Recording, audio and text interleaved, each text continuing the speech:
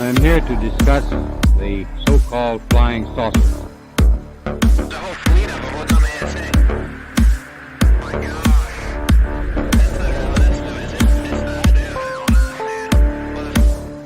That's Unidentified. The acquisition of unwarranted influence, whether sought or unsought, by the military-industrial complex. Anomalous. We have spacecraft from another species. We do, yeah. How many? Quite a number. Since 1947, we have received and analyzed between 1 and 2,000 reports that have been made by credible observers of relatively incredible things. Podcast.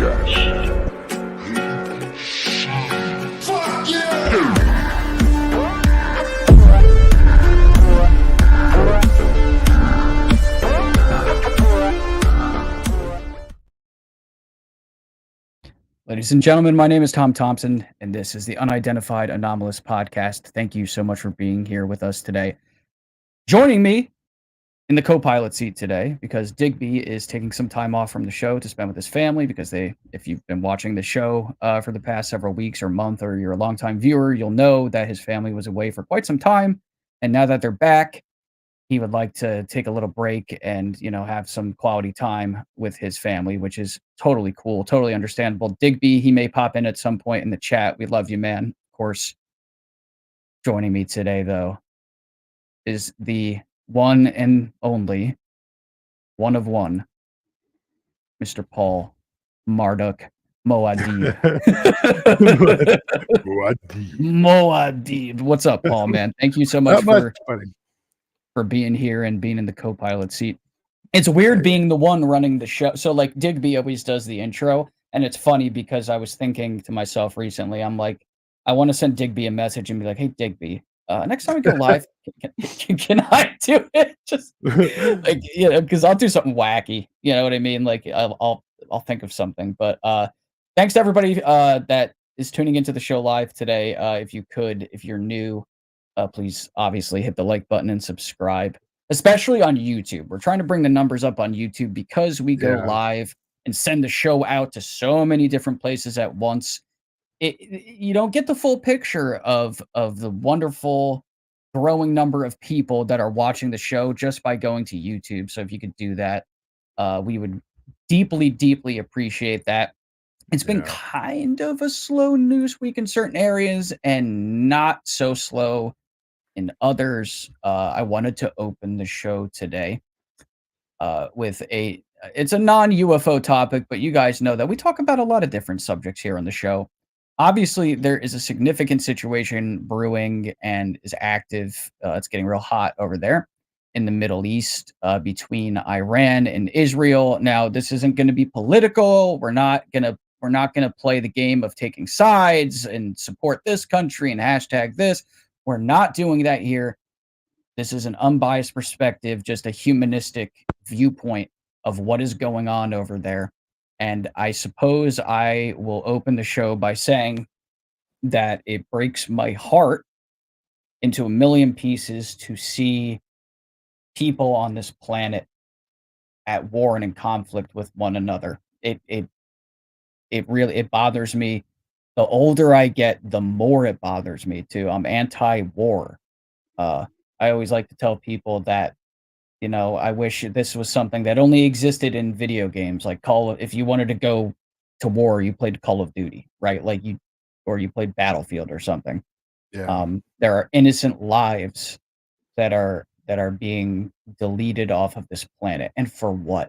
That region has been at war with itself for thousands of years. It's like, what are you even fighting over at this point? Why is anybody bombing anybody? It's sad. It disgusts me that anybody acts this way. And again, I'm not placing specific blame on any country. This is in a broad spectrum view.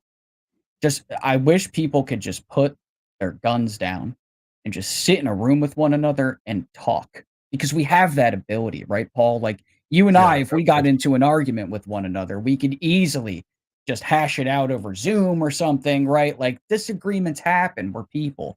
But unfortunately, it has resulted in countless lives being lost in the Middle East, unnecessary bloodshed, and I I am bewildered and nearly speechless at this point that this is still going on, and it just breaks my heart.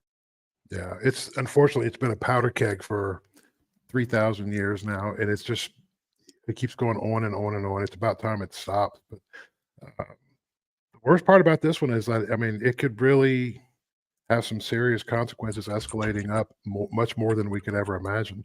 I hope it doesn't go that route, but I'm very hopeful it doesn't go that route. But the potential is always there, and it always it just seems like it's to bring it. It's like the Cuban Missile Crisis, to bring it to that point where it's like ready to just blow up to something huge worldwide. It just seems too dangerous, and I don't know.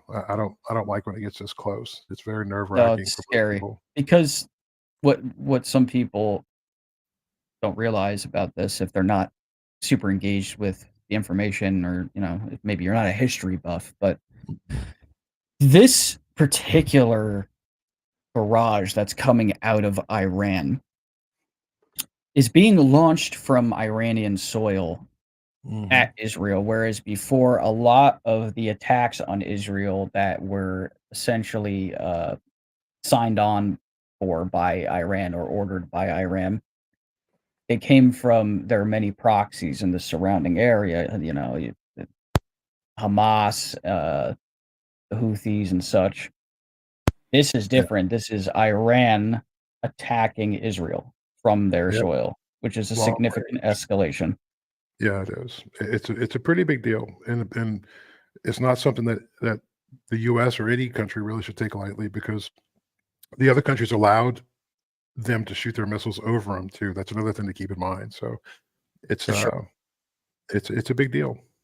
It, A it lot of could end up, it could end up with Russia and China and Taiwan and Oh, God Ukraine, almighty. all this at the same time, and Not it's good. it could be a possible mess. I hope it doesn't go that way. I pray it doesn't go that way. No. Yeah, I We'll really see. don't want that. Yeah. I can't imagine most people wanting that. And to be fair, and really examine this closely, Iran may not necessarily want that either, I don't because think they they do. know that we are waiting in the wings. The United States, the Royal Air Force from the UK shot down some missiles and drones, ballistics and whatnot into the early morning hours over there in Israel. The United States did so as well. Israel, obviously, they have the Iron Dome. Mhm.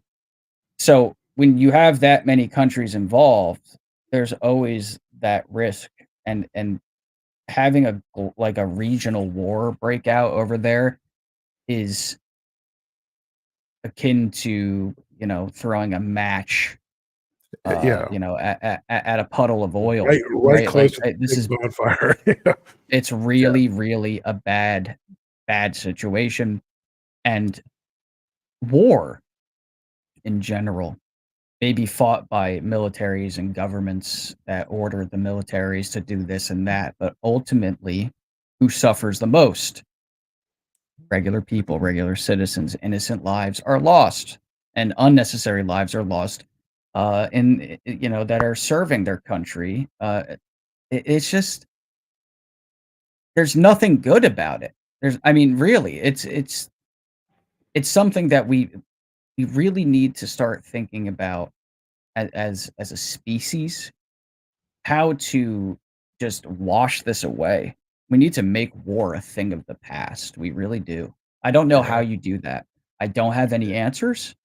I it's don't know how peace ingrained. in the Middle East would work, but um, Maybe it's like Ronald Reagan said, "Oh, it takes a worldwide out of this world threat to make us unified." yeah, I mean, Paul, I'm gonna ask a really interesting question. How would you feel? And I'm going to use this term very lightly because people will know what I'm talking about, but please understand that this came from a book that somebody wrote. It's an idea. The technology definitely exists, but it's not actually called this. There's, as far as I know, like if it has a code name, it's not called Project Bluebeam. It's not actually called that. It's just That's basically the internet's name for that type of idea. How would you feel if, like, the United States military in conjunction with maybe like the British and whoever, right? Like, what if they pulled some sort of stunt like that and made it seem like there was something going on in the sky as a means of bringing down the noise and calming down the situation across the world? Like, what if they faked that for peace? How would you feel about that? All too often, I think the ends justify the means is not a great way to go about things. But I mean, like just like Serge Manasse was talking about in 1994, I think is when he's Project Bluebeam, so to speak, which is a pet subject of mine because I thought it was very interesting. He was one of the first ones to kind of push that narrative forward, that technology could be used to simulate things, and then kind of Greer kind of picked up on these things too. But Serge Manasse was the original, but it was with the nefarious means to do so. So basically, controlling the masses with visuals and stunning, like a stage play, like William Shakespeare. The world is a stage, we're just watching. But would it be a good thing if they did that to stop some of the powder keg in Middle East? I mean, it's kind of hard to argue against that, but at the same time, you got to ask, what are they going to use it for next? That's See, that's what typically with that kind of power comes no responsibility at all. So, right, yeah. The God bless antithesis of Spider-Man. Spider-Man. I mean, honestly, it would be the greatest forgery and hoax of all time. It would be, yeah. I see a lot of talk going on across the internet right now about the potential for NHI and the intelligences that are interacting with the planet to intervene. And it's like, well, what are you seeing right now that would be grounds for them to do so, right? So, like, they didn't intervene when the United States dropped 2 atomic bombs on Japan. Okay, of course, they swarm nuclear plants and missile silos and have demonstrated the ability to interfere with that technology, but perhaps they have access to time in a different way, so they knew what was coming, and I don't know. There's a lot of variables here, but I don't think we're seeing anything right now that would justify them actually coming down here and doing anything unless they have a timeline for that, because things have already happened in history where you would think they would have maybe come down and possibly put their hand out and said, "Hey, slow down here, human beings," but they didn't, right? Yeah, but there's two schools unless they weren't here, right? Okay, so yeah, go ahead. Like if you talk to Tom DeLonge's crew, the NHIs are forcing war to gather souls or what Tom DeLonge goes on a lot of different details about these things. He blames like the Chinese Revolution, the Christian Revolution in China, that was hugely, I mean, it took a lot of lives. I think it was one of the biggest civil wars as far as loss of life ever. Yes. And the NHIs were interested in that. And then the other side is kind of the Stephen Greer view, where it's all love and light. They're looking out for us. They want us to protect the environment, the planet. But if that's the case, then you would think they would come down and say, "Hey guys, stop what you're doing. Look, we're here."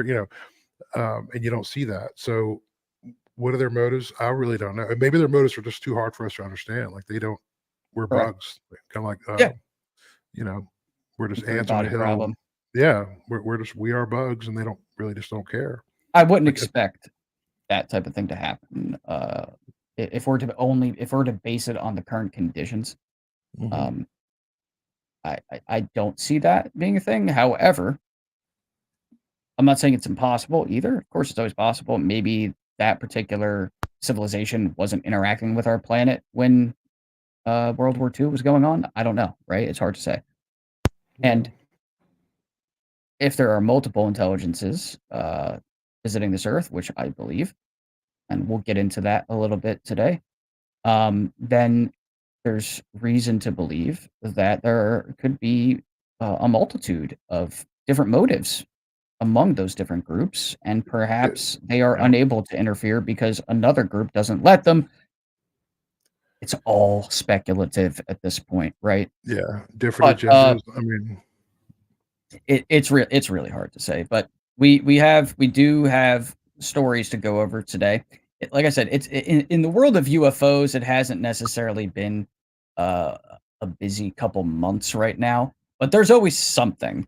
And as podcasters and content creators, it is our job to find those things and present them to you. So, without further ado, we are going to get into today's news.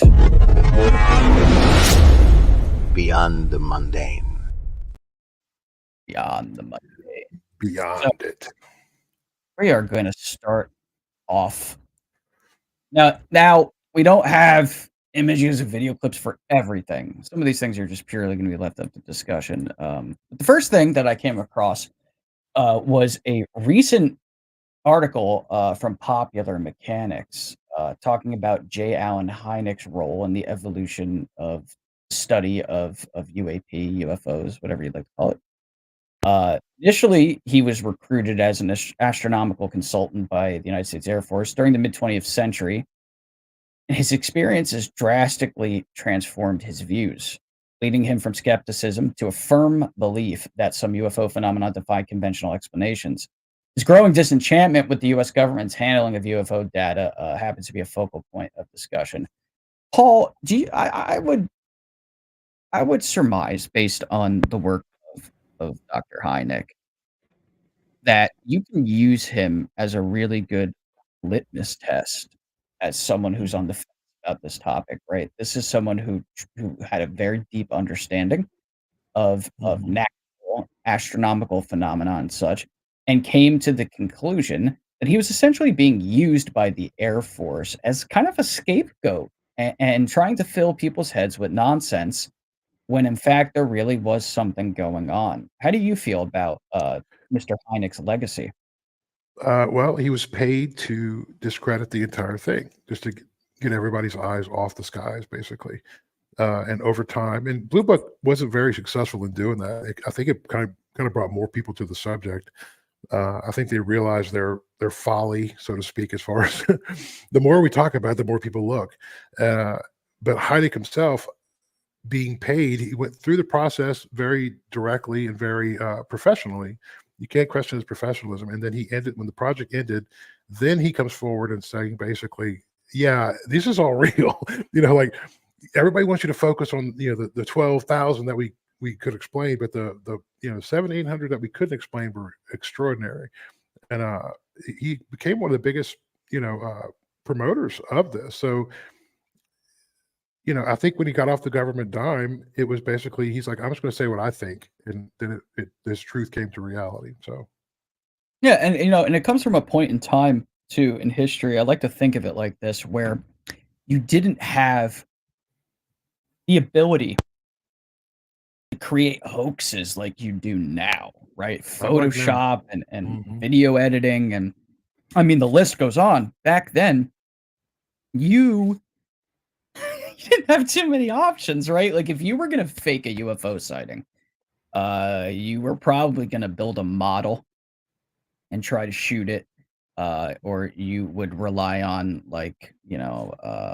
anomalous light points in a photograph, messing around with the ISO on your camera. Like you know what I mean? Like it was right. It like you didn't have the toolbox that you do now to create nonsense. Like so, a lot of what he was looking at was truly anomalous. And yeah, the fact that he came to the conclusion that he did is a strong indication to me that this, like, if you're someone who has trouble deciding whether or not UFOs even exist, like, we're past that point. We're way past that point, honestly. And I'll even put my experiences personally aside. I mean, all you got to do is go look through the literature. I mean, there's a lot of data. There's a lot of cases. There's a lot of evidence, really good evidence that people, if they haven't been exposed to it, they ignore those types of statements because they haven't had a chance to look at it themselves. Like there's some people out there that really do go as far as saying none of this is true. It's all crap. Mhm. It can all be explained by this or the other. But at the end of the day, they haven't had a chance to really analyze like all of the things that I've looked at personally, right? Yeah. Because I've had such a strong interest in it. I took the time to do it. And I'm not someone who sees every piece of alleged UFO footage and says, "Oh yeah, totally weird." That's Like, it. Yeah. That's a you know smoking what I mean? gun. Like, You found it. Right. right, like, I'm not, I take my time with things, like, you have to be skeptical to a point, but I've come to some conclusions, at least in my time doing research. We are being interacted with by, I believe, multiple intelligences. We are not alone in the universe, and these things may not Mhm. even be coming from this universe.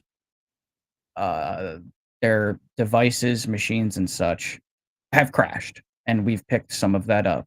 And along with that, we have metamaterials and such, but we also have biologics, right? Like that's part of it. And I will go as far as saying I absolutely, absolutely believe that people have been abducted, whether it was through astral means or physically. Mhm. These beings, entities, There's whatever something they out are, they have interacted with there. people Yeah. The on a irony of very this is one-to-one basis. I think, like, tying into Hynek, I think that he was the first he's like the first Gary Nolan, but the reality is every time Right. there's a scientist that comes forward and starts actually studying the subject, they all come in with the blanket, "No, this can't be true." I guess a perfect example would be I know we don't want to say his name here, but, Tyson, Neil deGrasse Tyson.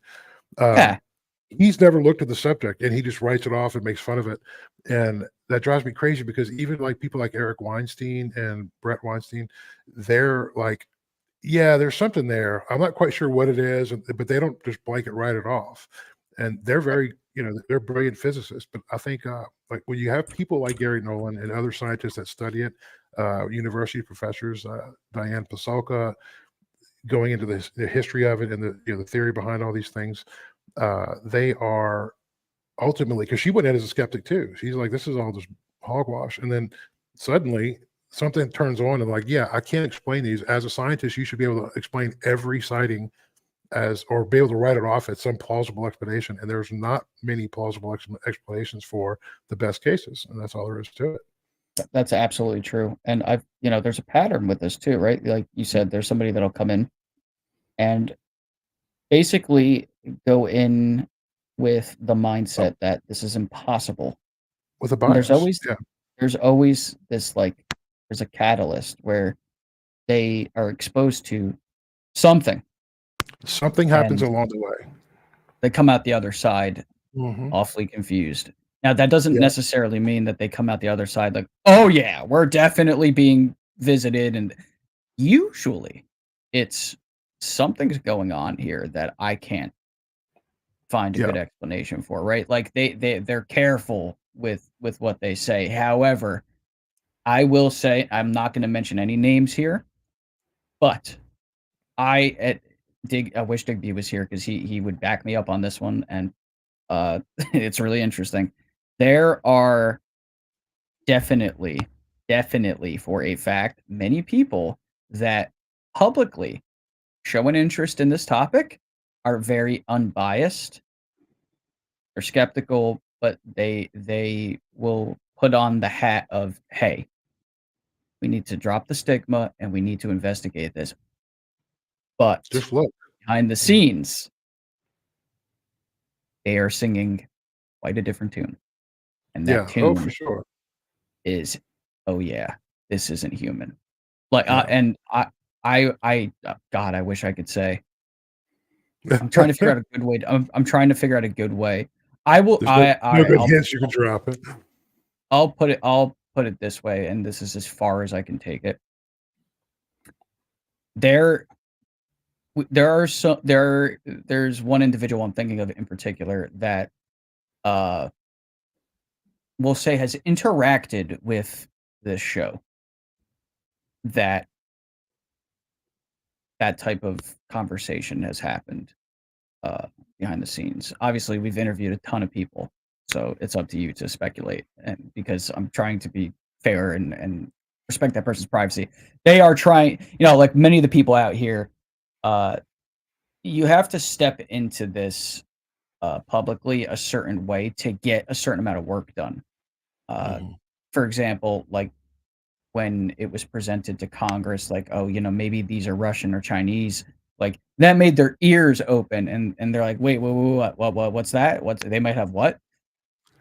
Yeah. But deep down inside, they know that it's not. But they're like, the only way that we're going to get some of these congressmen to pay attention and congresswomen is to present it to them as something other than what it probably is. And then you leave them those breadcrumbs, and that's when they find the proverbial gingerbread house, right? Yeah, no question. But we've had that type of conversation specifically very recently with someone that is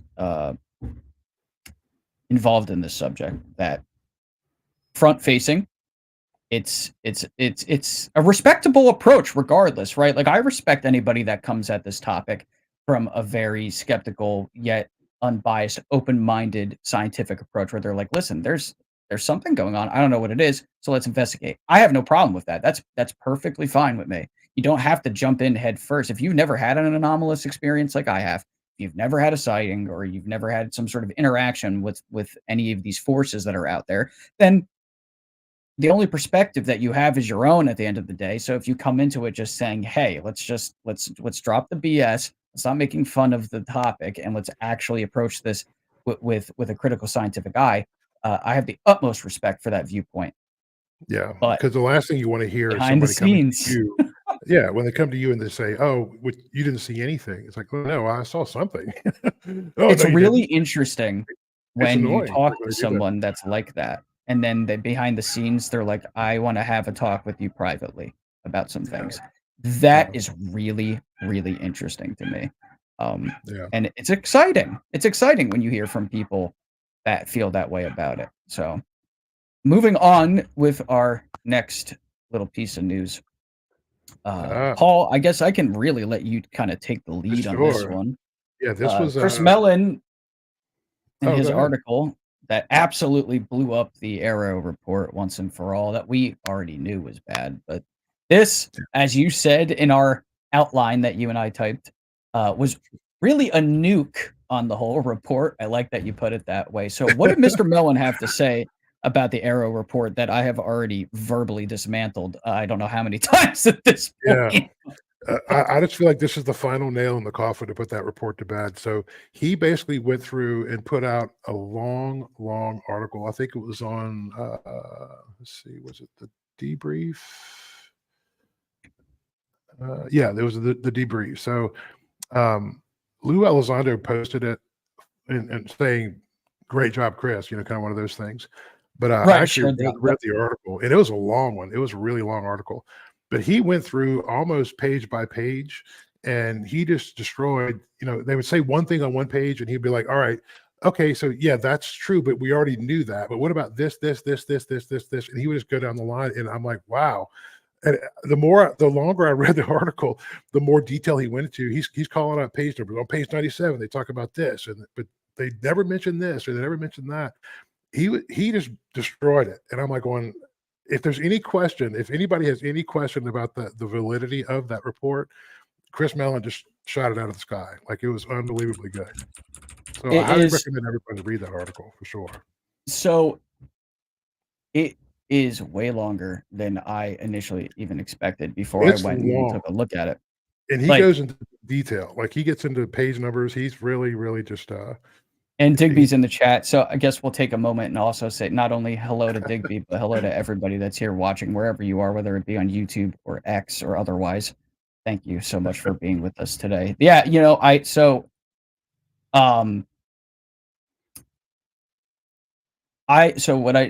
tried to do like a tiny little like summary outline of the article. So the basic points that Mr. Mellon made with this premature submission. So surprisingly, the report was submitted months ahead of its due date, and it's filled with significant errors that suggest a rushed completion, potentially to prevent changes by the incoming AARO director. Lack of DNI approval. This report is the first from AARO not signed off by the Director of National Intelligence, Avril Haines, potentially due to its poor quality. And speaking of the poor quality, there's concerns with that. The report contains numerous inaccuracies and shows a disappointing lack of understanding of the historical and current UAP context. It has been described as one of the most unsatisfactory government reports by a former government official. Chris Mellon thinks this is possibly the worst that has ever been written. Selective pre-briefing. Before the public release, the Department of Defense conducted a selective pre-briefing for certain media outlets, excluding those like the Debrief, known for closely following UAP issues. Boy, that doesn't sound like bias. Exclusion of experts.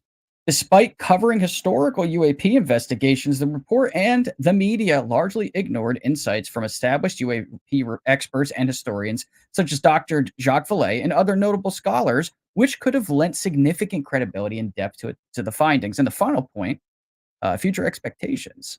There's a hope that subsequent reports, in particular, the upcoming Volume 2, will involve more rigorous and inclusive preparation, possibly improving the quality and reception of the findings. I'm not going to hold my breath on that whatsoever. And I know, listen, I know there's some people out here, probably even watching the show right now, that don't necessarily trust Christopher Mellon or Lou Elizondo or any of the individuals that are involved in this.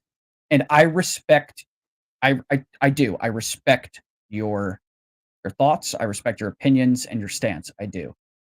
But I think we can all at least agree that Mr. Mellon here is absolutely correct in saying that this report was a joke.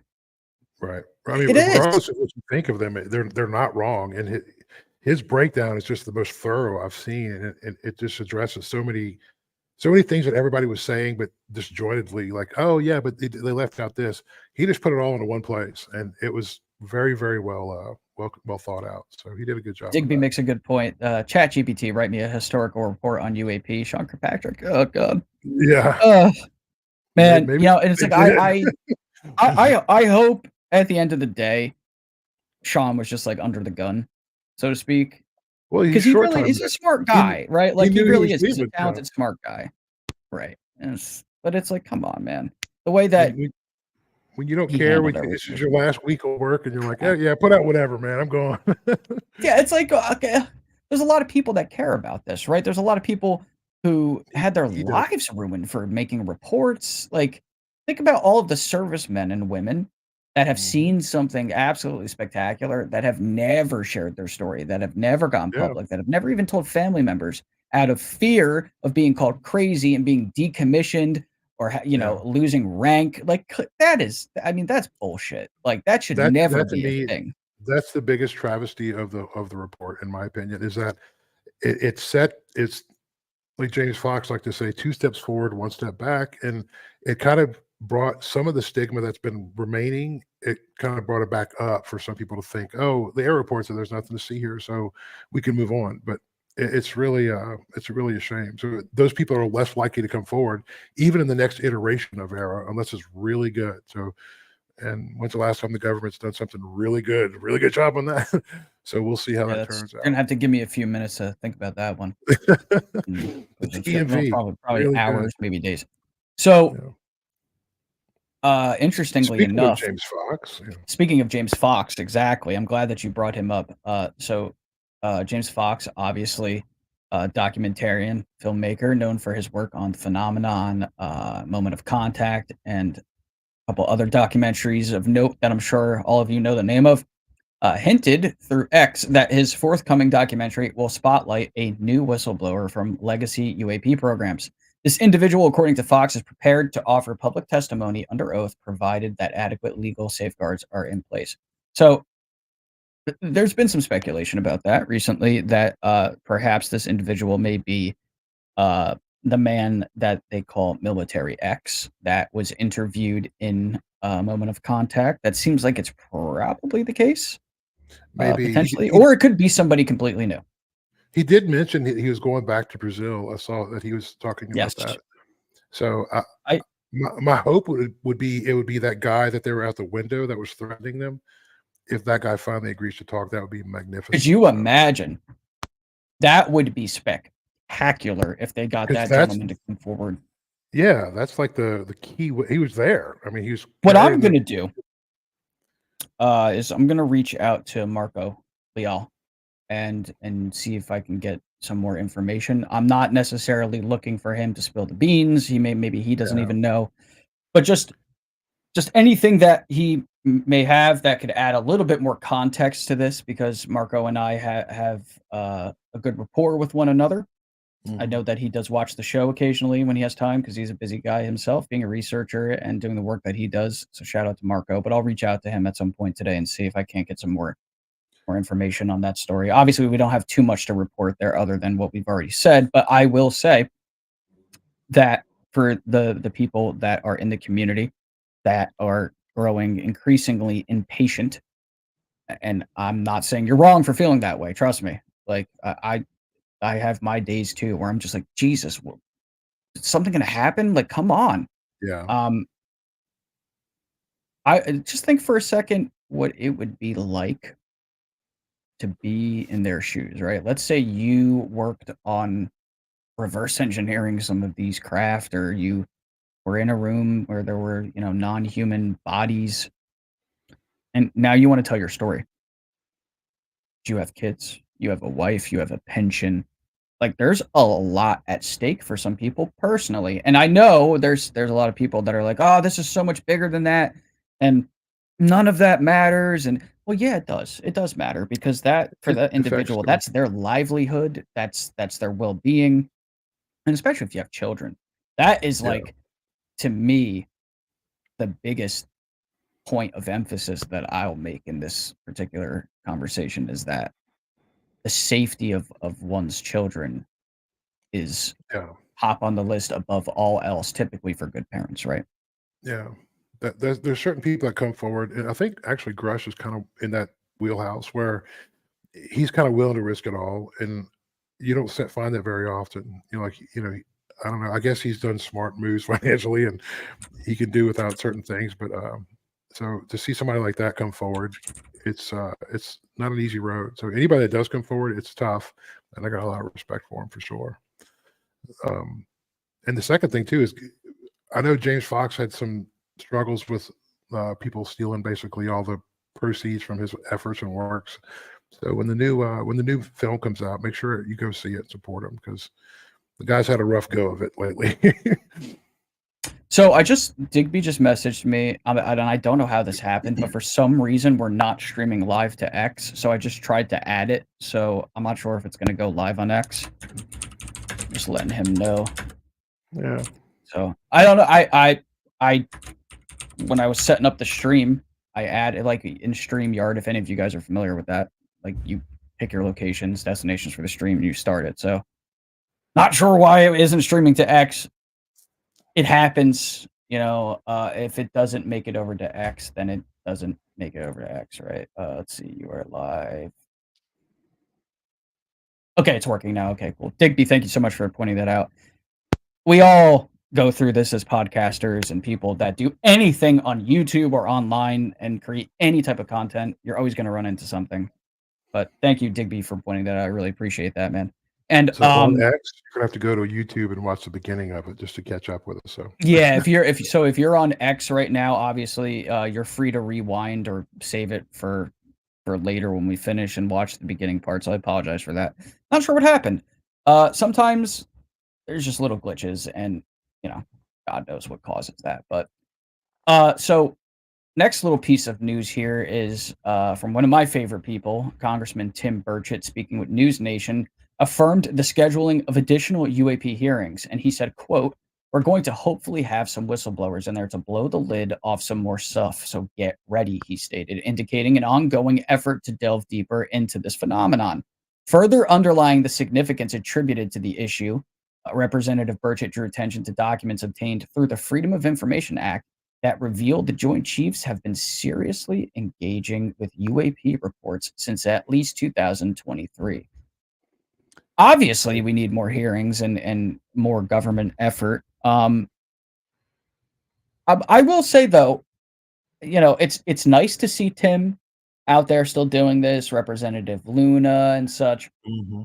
But we need more people involved here, man. We need to get some more heads in the game. There's a little gang that I'm glad that they're there, and they got some actually pretty good people. Like Luna's, I think, really good at representing the subject. Tim's really good at it. I think Matt Gates is kind of like a bulldog that gets illegal eagle kind of guy. But the Joint Chiefs thing since 2023, I'm sure that's probably should go back to like 1957. But right, like that 2023, like that didn't sound right. Way longer, yeah. I'm sure it's been way longer.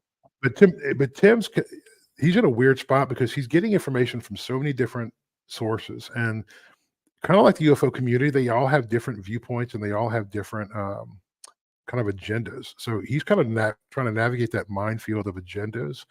And I think he's taking a really light approach of let's just make it transparent. If there's nothing to see here, make it transparent. And they keep saying, oh, there's nothing to see here. He's like, well, okay, well, we should still make it transparent. And I think that's probably the right approach for him to take, because he's without getting too, involved, even though he let some of his opinions into the conversation. I think he's best off when he's just like, nothing to see. Okay, then open. No, you're absolutely right about that. So I guess in the same breath too here, as we're talking about the government side of this whole situation, there was a tweet that was put out by Representative Eric Burleson that has since been deleted for some reason. And he says, UAP transparency. This is about the government lying to Americans for decades. And then when they're finally forced to tell us the truth, they stonewall, obstruct, and do everything in their power to continue lying.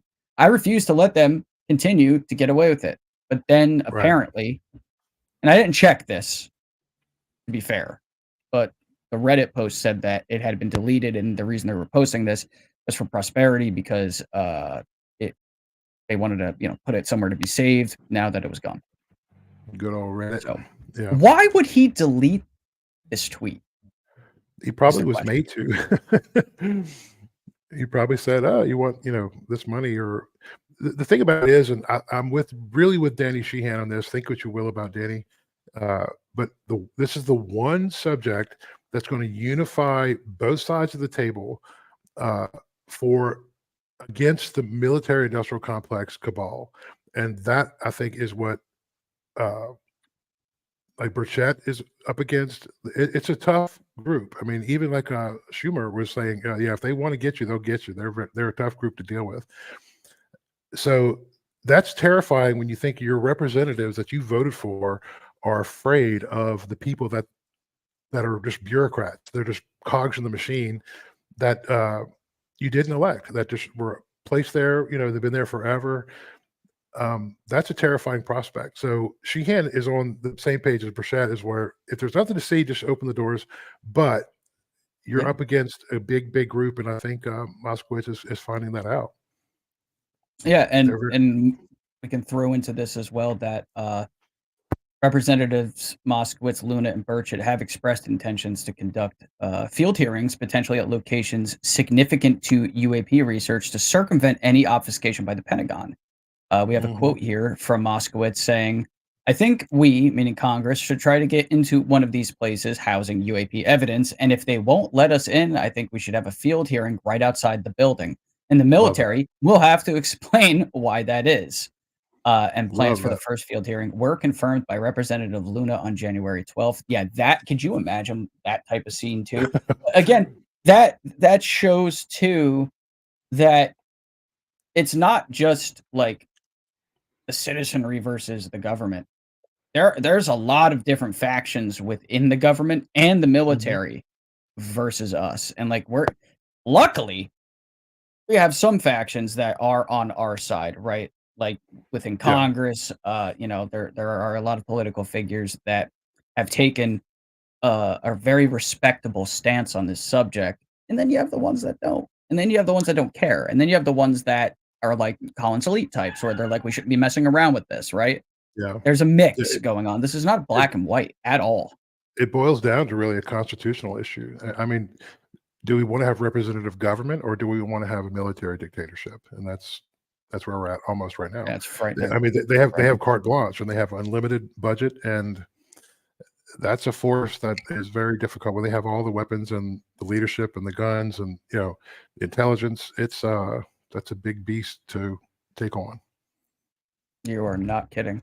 And we also have here too that looking ahead, Senator Kirsten Gillibrand has announced an upcoming public hearing in response to the recent report by AARO highlighting continuous legislative focus on UAP transparency. Following a UAP hearing on July 26, calls from Congress for a select committee with subpoena power have emerged, aimed at extracting detailed UAP information from the Pentagon and other agencies. Despite varying opinions among congressional members about the feasibility of such an initiative, the demand for a dedicated subcommittee was formally proposed on March 13th. I will say, too, that when it comes to the governmental side of this, I feel like it bores a lot of people and that they don't necessarily pay as much attention to like what I just talked about, because some of it just sounds like, governmental jargon and whatnot. So to put all of what's happening there into layman's terms, again, it's a continued effort, at least by certain representatives in the United States government, to move the ball down the field on this subject, plain and simple. There are steps that have to be taken, and unfortunately, things move very, very slowly in the government. We all know that. I mean, my God. It's steps that they've created. So they've created with the whole purpose of stonewalling. So they don't make everything nice and streamlined and easy. They make it complicated. Too much documentation, too much classification of documentation, and it's just absurd.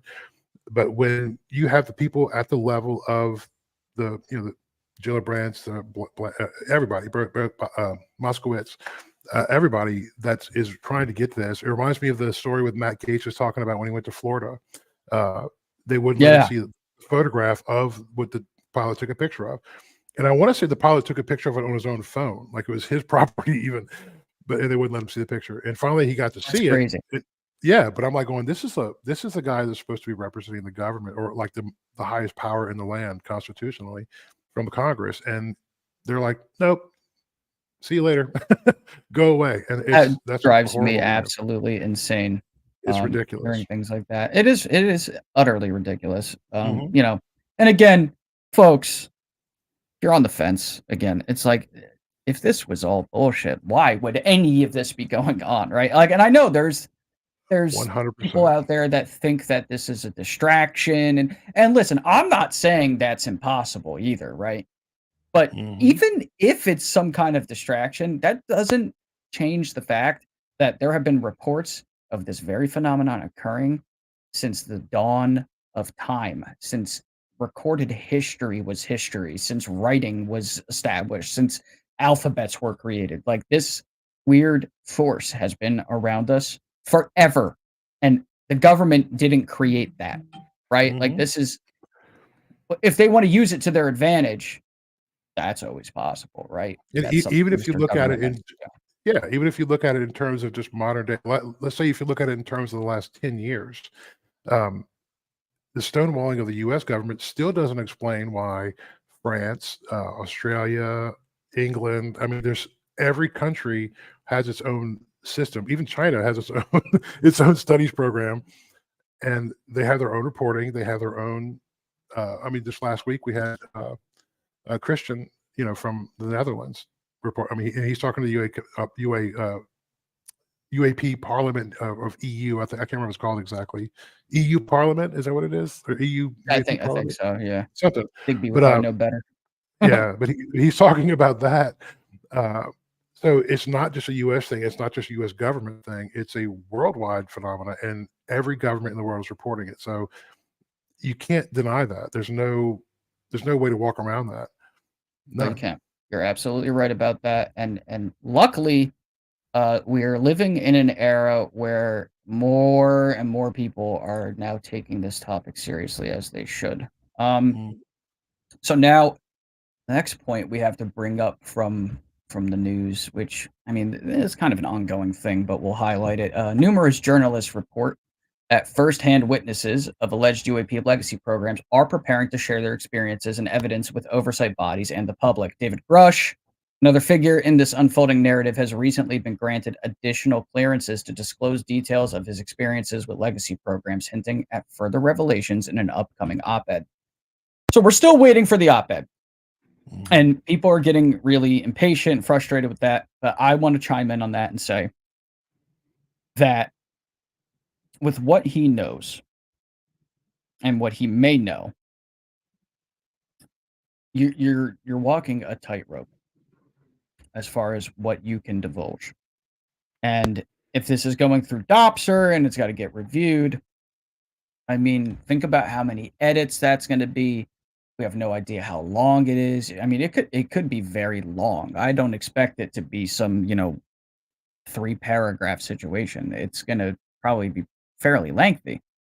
Now, this is where it gets really tricky, even in my own mind. It's like, on one hand, you have the Pentagon that's like, shut up, Grush, right? Just to put it real simply.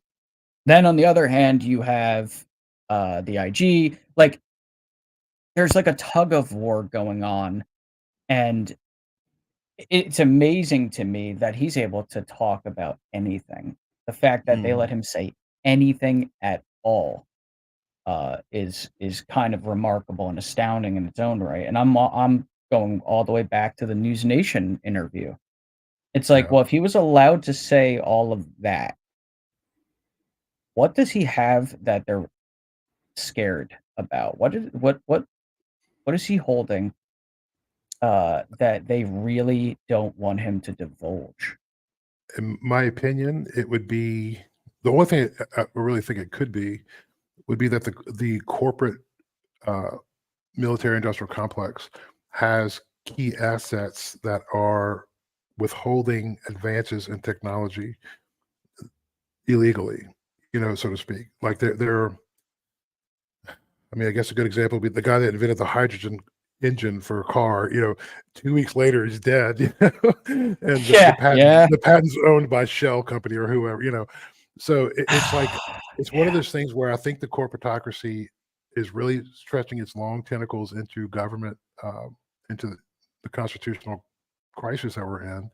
And I think Grush may know some of this. So I mean, we've talked about these disruptive technologies before. If they have the ability to transport things over long distances, or energy, crisis problems, and they're withholding that, that's a criminal, offense. Like the corporation doesn't own that if they're on a government contract, and that's the problem, I think. So they're letting him talk a little bit, but I think they're holding back a ton of stuff. If you go, hey, Raytheon has an unlimited energy machine, then everybody's gonna be like, well, Raytheon, why would you disclose this 20 years ago? Right. And I think there are going to be people that are, criminally prosecuted, and it's going to be a lot of the people that are in power. So, and you got to think about that. You bring up a good point, because a lot of times in situations like this, there is an effort made by the culprits, so to speak, to prevent that type of thing from happening. It's like, you do something wrong, and you're going to do everything in your power to make sure the people around you don't know that you did it, or to, remove blame. Right. Yeah. Exactly. So you're dealing with that on top of everything else. I always picture this entire disclosure situation as like this weird game of tug of war where like there's a giant knot in the middle that is very, very, very, very slowly being pulled apart. But rope, like in every direction in a circle. Like it's just this weird, it's like everybody's pulling, and it's just kind of tightening the knot, technically, though. Like it's not even coming apart, it's just making the knot worse because it's complicating things. However, every now and then, someone like David Grush comes, he cuts one of those ropes. And that's why right now, and I've been saying this for months, the most crucial aspect of all of this are these other whistleblowers. Because when you have only one, right? You want to you can count Lou Elizondo next to David Grush, technically, right? But let's just start with David Grush because of his resume being what it is, his ranking, and the information that he shared with the world. That's one. Okay. There's been other whistleblowers. We know this. But right now, modern era, as we speak, we have our David Grush. That's only going to do so much. But what if you have two? What if you have three? What if you have five? So if these other whistleblowers with resumes that are at least comparable to David Grush, I mean, it's going to be tough. It's going to be tough to have that, but maybe just under him, you put them all in a line. That's going to make some waves. That's going to make a difference because it's like, it might be easy for some people to discount information coming from one individual, but then you bring in 5, 6, 7 more that are of that caliber, then that's when things keep waiting really for somebody. And maybe this was Phil Schneider, although some people say he's been debunked, but there's going to be a guy one day that's not afraid to die, like maybe he's into the life, and he'll bring something forward ridiculous, right?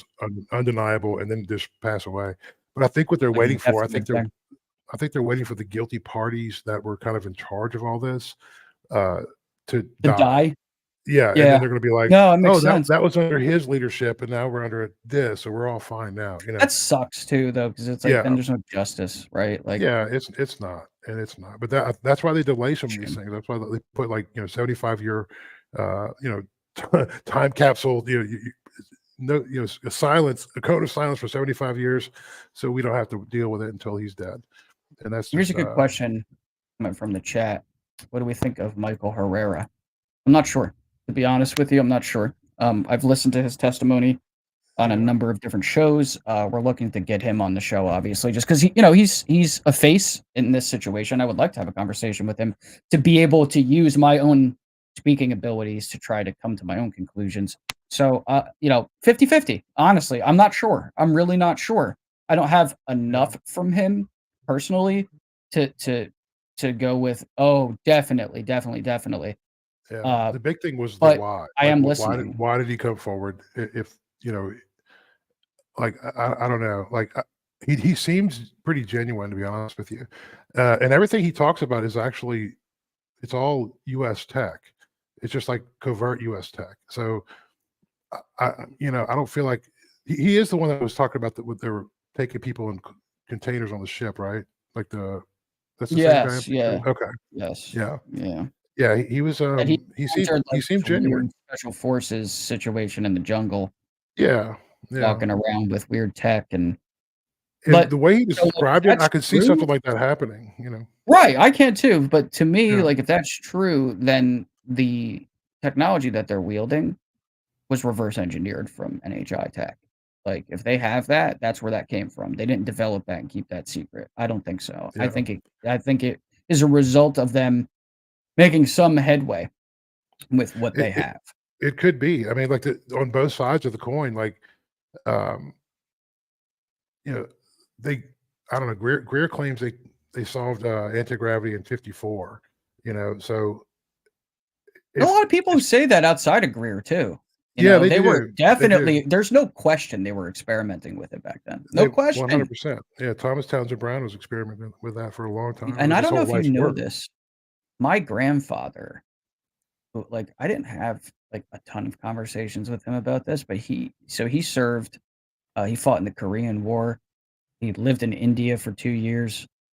So he told me though that as far as he knew, and he never said how or why, and he passed away a few years ago. God rest his soul. Left my grandfather. It's on my mom's side, but he always told me that the Philadelphia experiment was legit.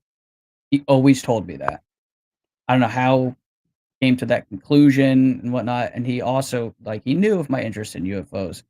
He didn't go too deep into that other than saying, oh yeah, they're definitely real. You know what I mean? It just, as far as their origin and what they represented, he didn't place any specific certainty on that. Yeah. What, the Philadelphia experiment? Yeah, it's a great story. I love it. It's weird, man. But it it makes sense, like, when you think about it, like, what they were trying to achieve, at least, and what they're experimenting with. But, as far as people being molded into the walls and so, like, I don't know. I don't know. But what he divulged to me was that they were definitely trying to experiment with, like, visual cloaking technology, and that particular ship, all that, like, it happened. As far as Yeah. how it truly went, Yeah, I could believe some variant of that happened for sure. Like I wouldn't question yeah. that they were doing experiments. There's no question about that. My grandpa was kind of ahead of his time, I think, because, back this was so, like, I remember him saying this to me, like, in the 90s, right? And when people talked about UFOs in the 90s, I didn't hear almost any mention of interdimensional or anything of that sort, right? My grandfather said it was all real, but he never went as far as saying that they were aliens. He was like, "Well, how do we know that they're aliens? How do we like he was the first one to introduce me to ideas outside of just the plain old extraterrestrial hypothesis. He's like, they could be coming from another universe. That's how he would put it. So That's really, God, man, he would have been an interesting conversation on this show for sure. absolutely. My grandpa was real cool. We're gonna have fun. We're gonna have a little fun real quick. Counts as a news story. I had to throw this one in. I had to. So some of you may know I'm a huge basketball fan. Okay. Played in high school, etc. Love basketball. Some of you may be familiar with a player by the name of Victor Wembanyama. Plays for the San Antonio Spurs. So he has an agreement with Nike, just a sponsorship and such. And when you have a new player that's on the rise like that, typically they make you a logo. Well, this guy's got the best nickname and the best logo ever. He is the alien. That is his Nike logo, dude. That's like apparently that is the official logo for it does look cool. Wembanyama. I will say. I mean, this kid is 7'4", but he handles the ball like a guard. Yeah. Like doing step back threes and going behind his back, dude. I mean, but the fact that this is his logo is perfect because he's a unicorn. Honestly, he a guy of his size doing what he's doing is so strange and so like out of the norm that LeBron James called him an alien as a compliment. Like, yo, this kid's an alien. Like, oh my God. Yeah. So he is the alien. And Nike decided to go with that as the logo. I just thought that was fantastic. I love it. It's a good logo. Yeah. It looks like it reminds me of that movie Signs. It's definitely a crop. So like I guess the ad that they ran, this is like in crops, not like maybe digitally, but that is meant to look like a crop circle. Yes, it's absolutely fantastic. It's cool. Love it. Oh man, yeah. I like. It's like you see that as a UFO researcher, and it's just like, oh man, there's no way that I'm not going to share this on the show. I absolutely have to do it. So gotta show the pop culture, buddy. I guess now we can kind of move into some visual stuff. So obviously, we had some footage to look at over the past 24 hours coming out of Israel, what was going on in the air.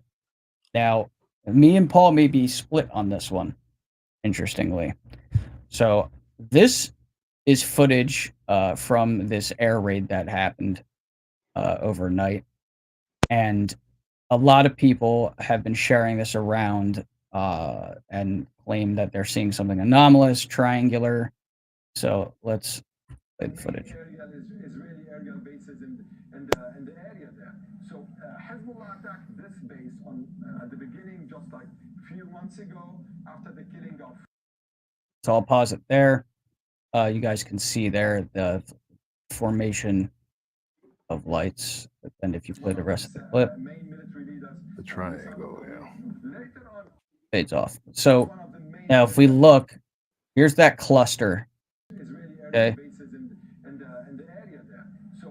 And like all of these objects look like the same damn thing. They're all dots of light, right? And then, like my personal opinion is that it's not anything anomalous, and that it came into that formation essentially by chance. Um, I honestly don't think it's anything, truthfully. That and John Greenwald made a post about it and essentially said the same thing. I'm not coming to the opinion that I am based off of that either. It's just my genuine observation is that this is it, I believe this is a ammunition cluster. Some of them because you see where it starts off, right? Like you see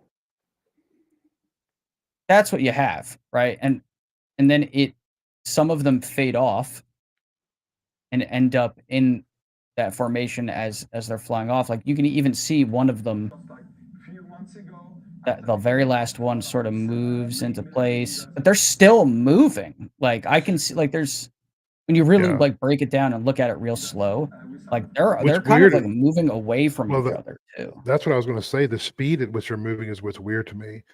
I don't think it's like NHIs or anything like that, to be honest with you, but I do think it may be a TR-3B or something along those lines.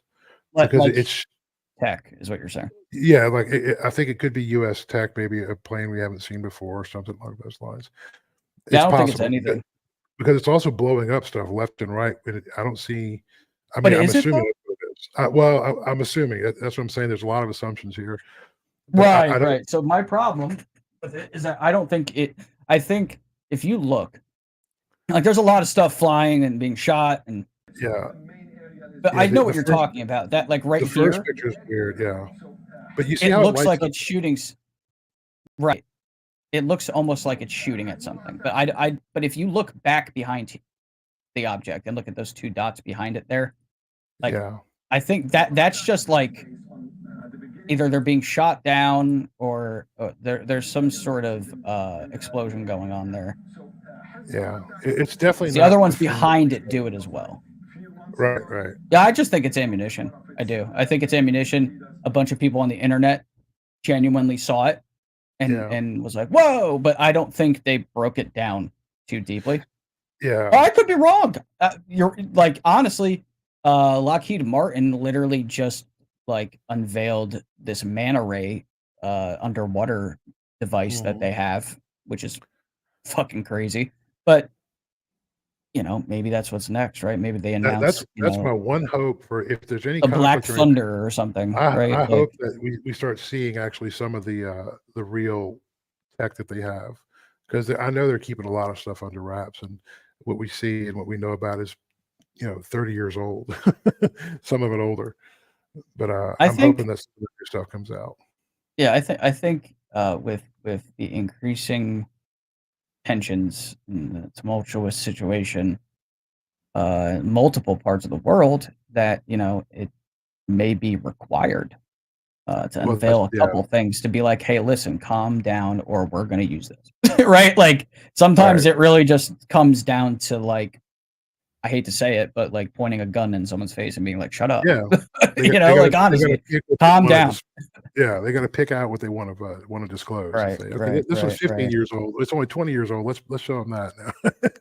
You're absolutely right. So now we have these are my actual favorites. I guess we'll start with this one. So we have footage that came out of the solar eclipse. Now we spoke about this in the last episode, but we didn't actually show some of the footage, so I decided to show it today. That you had a ton of people looking up. So naturally, someone was going to spot something.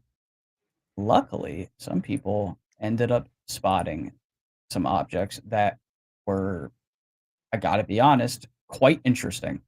Now, Paul, you said that some people believe that they've debunked the one, but the other one. Now, okay, so this is what I want to do too. So we'll start with. We're actually going to start with this clip with the shadow here, or whatever. It sort of looks like a shadow. Bruh. Look, there's something flying through the air. What the fuck was that? Lower the volume on that. And just in case you guys missed it, it's right at the beginning. It's in the clouds there. See it right there? Yeah. It's a weird one. Now, some people are saying that could be a shadow from a C-130.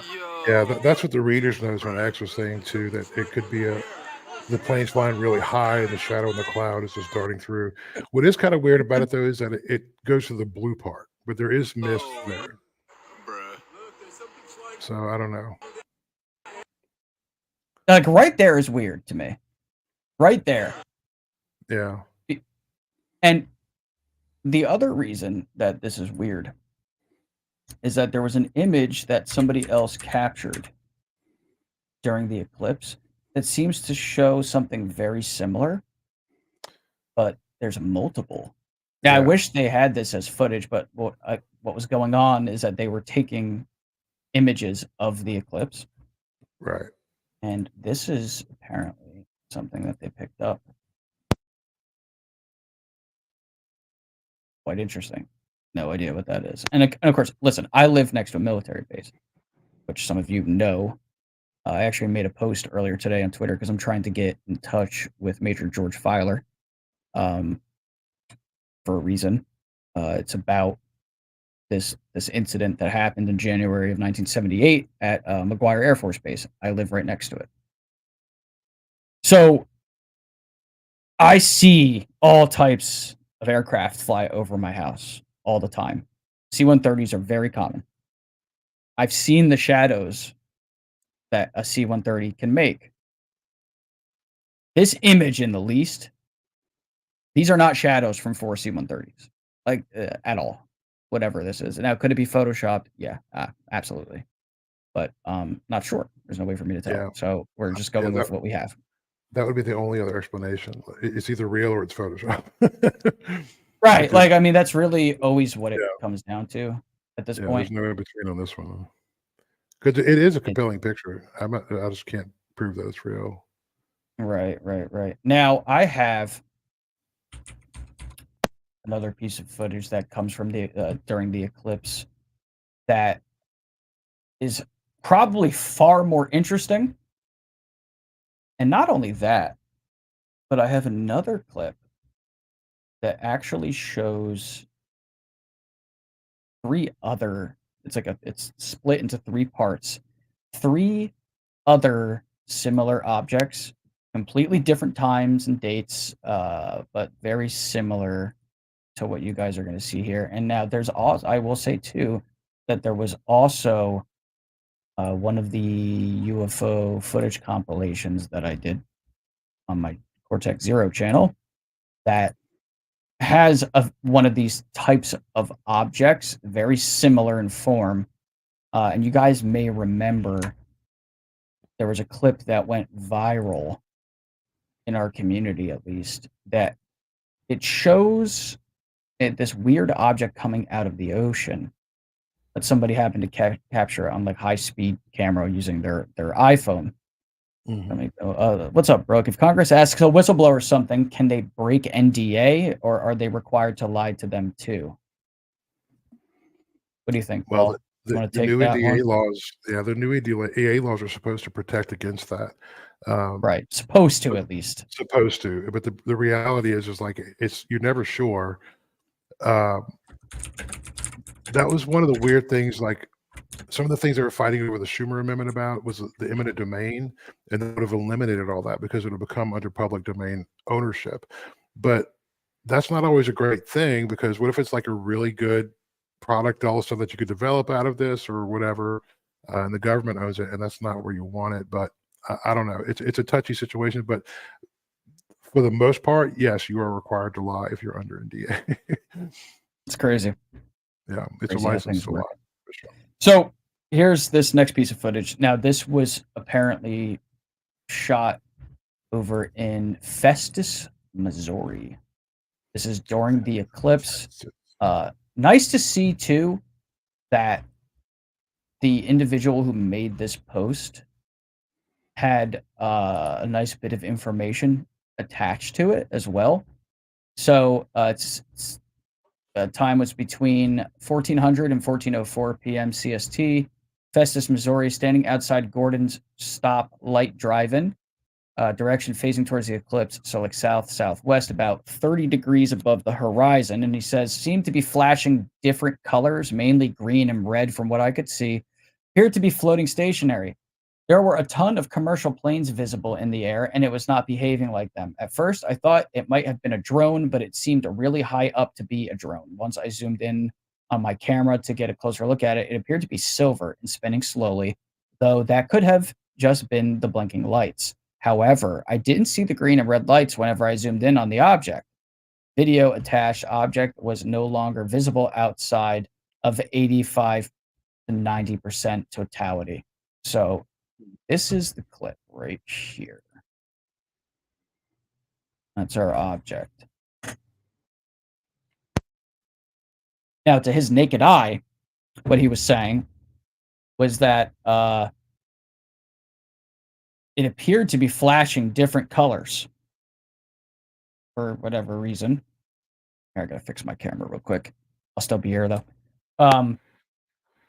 But he's making a good point that the rotation that you're seeing could also just be a result of those lights, creating sort of an illusion. But so it appeared to look, I guess, quite different through the lens of his camera as opposed to what he was seeing with his naked eye. Yeah. Like he wasn't getting the color that his eyes were seeing. Yeah, the spin is really cool. That's what I like about that. It does look like it's rotating, right? Yeah, it does. It does. But I get what he's saying. It could be a result of the lights. This hasn't, so I will say too, just based on reading through some of the comments very quickly, that it hasn't been debunked. And it was seen by a couple other people as well. Like, because, yeah, a lot of people outside watching the eclipse. And they report very similar characteristics. Mm-hmm.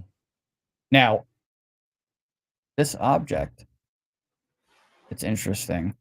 We have this other clip that I can show you guys. This isn't the first time that this very object has been seen, or at least something similar. We have this as well. Don't really need the volume on here. The object that you see with the airplane there, the fighter jet going over the ocean, that was in one of my UFO compilations over in Cortex 0. Again, a very, very, very similar morphology. The characteristics, super similar. Oh, wow. Yeah. And I actually didn't notice this, but they actually have another clip here that they've thrown in there from Vancouver. That one looks a little different than the others, though. It's still like, and there's someone from Festus, Missouri. Yeah. Oh, no question. Yeah. Really interesting. That one that they were just showing from Vancouver, that one, like, it literally looked like it was spinning, like, rapidly. Yeah. Let me get back to... Now, the one at the air show, though, is really weird because you literally see the damn thing. If you look, you see it coming right out of the water. See? It's literally shooting out of the ocean. And they caught that because they were filming that fighter jet going over the water in slow motion with their iPhone. So they're using the high-speed camera function. That's when it appeared. Like, nobody saw that with their naked eye. I think it's so cool too that the Miami one, it's close to the Puerto Rico trench, and there's a ton of activity over that trench in the ocean. Right. That's a good point. That one almost looks like a giant quarter in the sky. That's weird, around, doesn't it? Yeah, it does. One all the way to the right there from Vancouver. That's weird, man. But yeah, I just thought these were interesting, right? Like, I don't know what it is. They're great clips, man. They really are. Yeah, it's kind of interesting. Like, I always get really excited when I see footage that actually makes me rewind. You know what I mean? Like, it's like, hey, what the hell is that? You know, Speaking of which, if you go looking for it, you'll find it. Speaking of the Tom Thompson clips that you come up with so much, have you been using any of these in your new upcoming video? Well, my new upcoming video isn't about UFOs. Well, tell us what it's about, buddy. Look at that. I see what you did there. So I like the segue. So I have been It's and because I unplugged every now and then and whatnot, like this video could have definitely been out sooner. But personal reasons and sometimes you gotta have some room to breathe, be really honest. And typically when I work on a video like this, I end up thinking about new things that I have to then go back and add. Where the hell did I save it? Hold on a second, I'll find it. So, And by the way, everybody, just so y'all, everybody knows, every day Tom messages me and Digby in a group, and we discuss these things incessantly. So it's like this ongoing thing. Like, well, you guys see us once a week, but we live this every day. It's so funny. yeah, we do. I mean, we do talk about we do talk about other things. That is like we do, but for sure, we're always sharing links with each other, and yeah, it's a lot of fun. It's a good group. Okay, now I found it. I wish there was a faster way to share images. I said this before the show. So when you're in StreamYard, in order to share an image, you have to go to the folder that it's in, right? You got to bring it up, and then you got to go down and you hit present, and then share window. Like, I wish there was just a button that was share image and let me save it as a gallery or something that I could just access whenever. So my next YouTube video is going to be about consciousness non-locality. This is the thumbnail for it. It's called Beyond the Atom, Non-Local Consciousness. So what the hell does that even mean? What it means is that consciousness may not be generated by the brain, and in fact, we are tuning into it like little radios. And I decided to call it Beyond the Atom. I got this after reading one of Nigel Kerner's books about the Greys, when he was talking about human soul. He said that we have a connection to a force that is beyond the atom. So I was like, you know what? That sounds really spot on. So Nigel Kerner is unfortunately no longer with us. He passed away a couple years ago. Wrote some really interesting books about the Greys. But I'm going to go and do a deep dive into why I think this is true, why I think this is the fundamental nature of consciousness, and how it can be used to explain all psi phenomenon, terminal lucidity, xenoglossy, remote viewing, you name it. I think this is your answer. I do. It makes sense. It's good timing too, because I think this subject has started to come to the forefront, and it's a really, really interesting concept of the non-locality of consciousness. Like, where does consciousness exist? And I think it's timely, pertinent, and I think it's congrats on the artwork too. It's a beautiful, beautiful picture. Yeah. So I appreciate I'm that.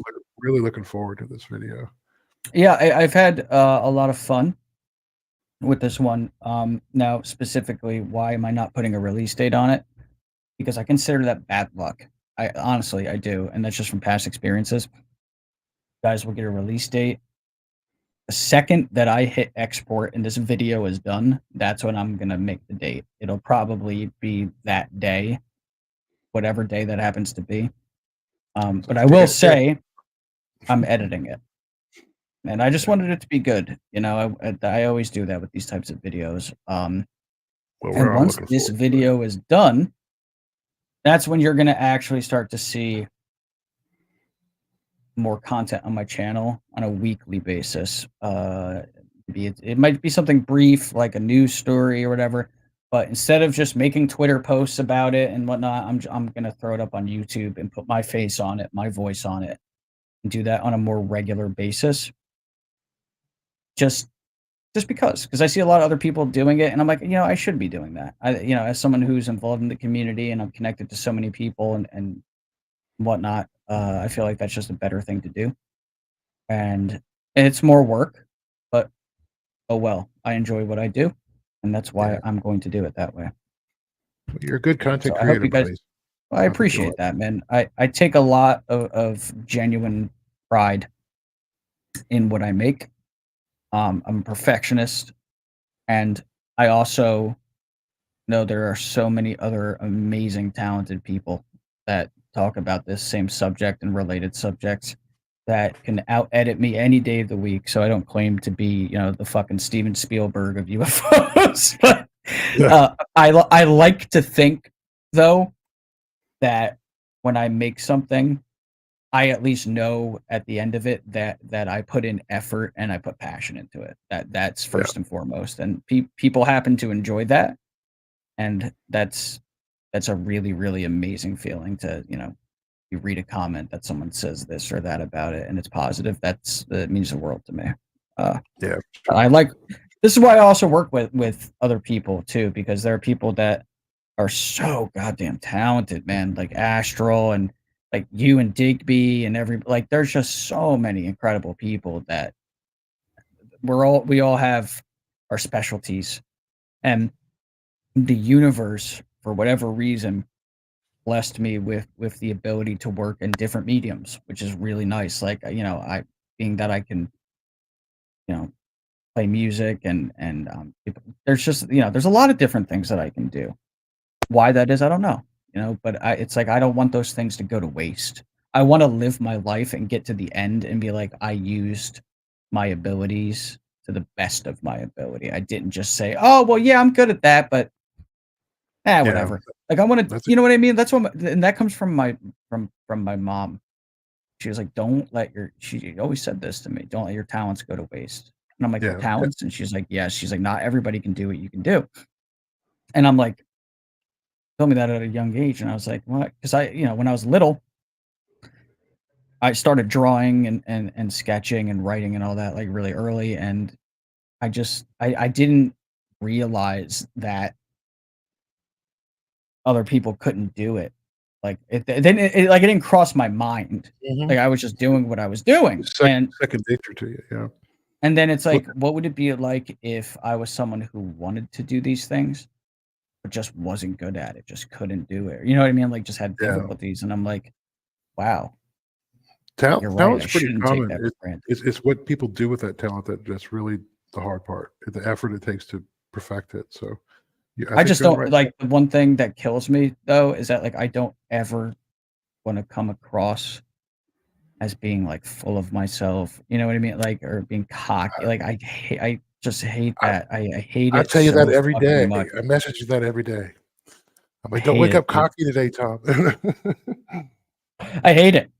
I absolutely hate it, Yeah. because to me, like when I create a video, right?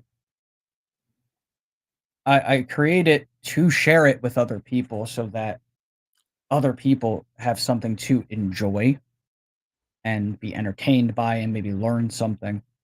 And I enjoyed making it.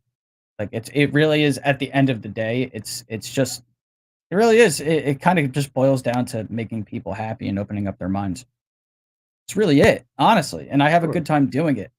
But Yeah. I will never, stand on a mountaintop and be like, well, I'm better at editing than so and so, or oh well, my fucking thumbnails are the shit. Like I don't, I'm not that guy. Like I just, Yeah. I Those don't are want to just be. small minds. Yeah. That's all they do. Hate that shit. God, I hate that so much. I do. I really do. Because there's so many people in our community that are so goddamn talented, Mm-hmm. and then like their ego gets in the way sometimes, and it sucks. It's like if you just made the thing and then just presented the thing, You see it all too often. that's But it. You know what I mean?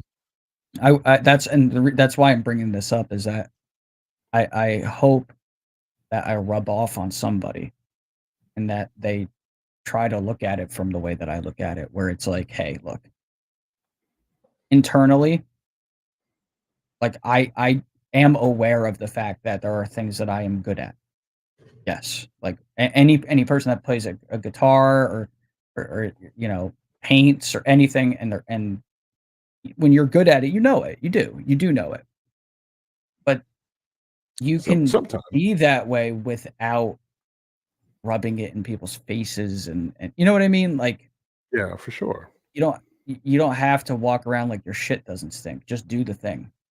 That's it. That's all I gotta do. Is just do. That's why everybody loves Keanu Reeves, because he's so humble and nice, even though he's got. That's why I like Keanu Reeves is like he's what I would be if I was an actor.